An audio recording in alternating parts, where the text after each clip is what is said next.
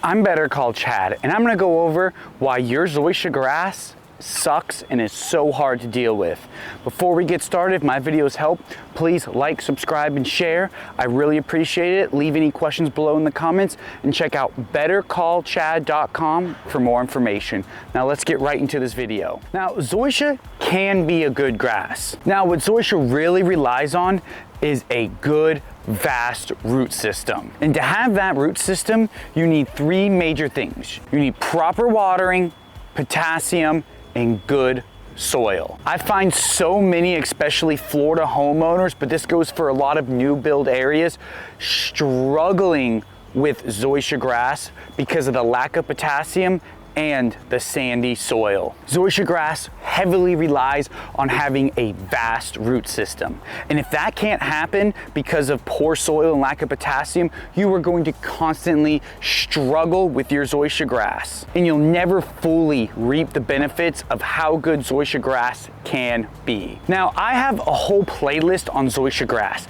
and I highly recommend checking it out because there's a lot of little details about Zoysia grass. Zoysia grass can be a little bit of a pain, especially in the southern states. I found as you move a little more up north, it seems to be a little easier to care for. But when you're in those southern states with sandy soil, there's a lot going on to have nice Zoysia. So I really highly recommend checking out my Zoysia playlist on my channel to find a lot more detailed information on Zoysia grass. But here and right now, I want to talk about how you can get a deep, vast root system to start reaping the benefits and stop struggling with Zoysia grass. If you have poor and sandy soil, and look, if you live in a new construction build, you definitely do. Unfortunately, there's not much you can do but top dress the lawn with some good nutrient-rich soil. Like Command, a Black Cow sand mix.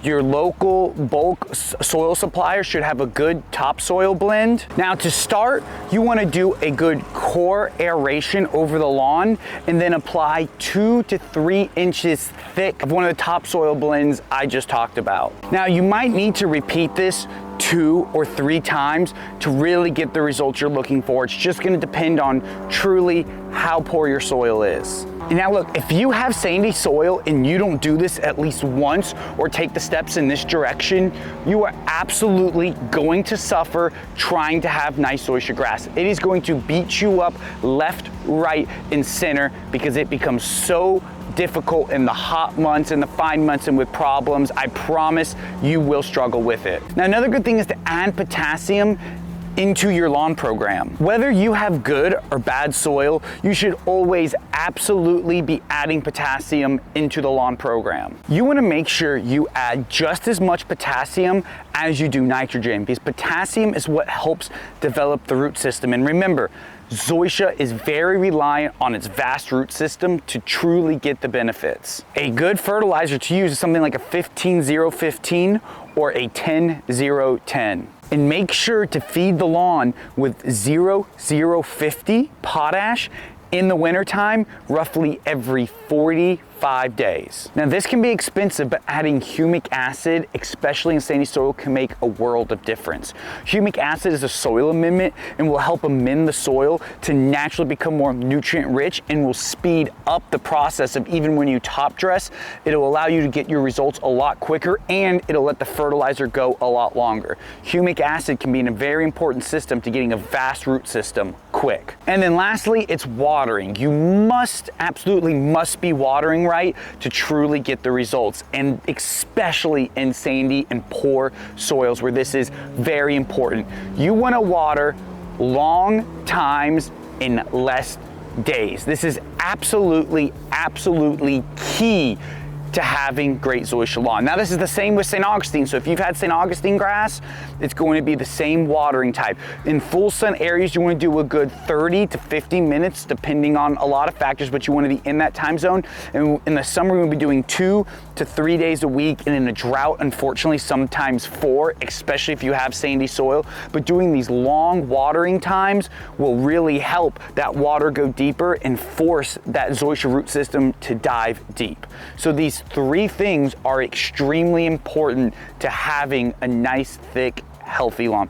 Now, Doing the watering will help, doing the potassium will help, but to be honest, if you're suffering from poor soil, you're going to have to get some nutrient-rich soil in there.